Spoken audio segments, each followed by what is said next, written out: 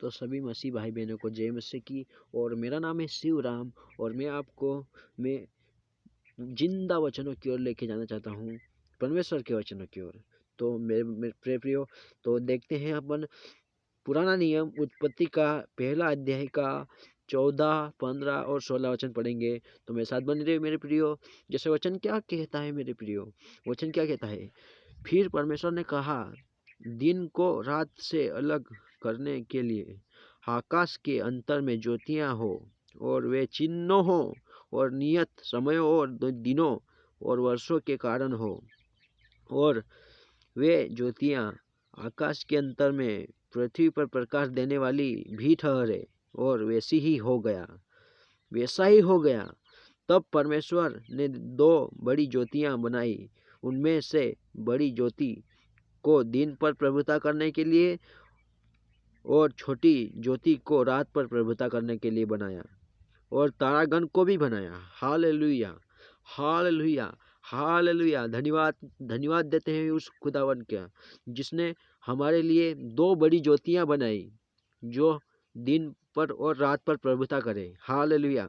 बड़ी ज्योति दिन पर प्रभुता करे और छोटी ज्योति रात पर प्रभुता करने के लिए बनाया। तो देखिए मेरे प्रियो, वचन क्या कह रहा है, वचन की ओर ध्यान देंगे। वचन क्या कह रहा है मेरे प्रियो?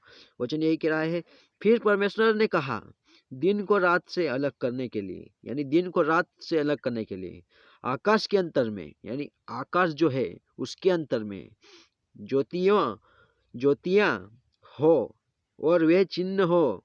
ज्योतियां भी हो, वह चिन्ह हो भी हो, नियत समयों भी हो, दिनों भी हो, और वर्षों के कारण भी हो।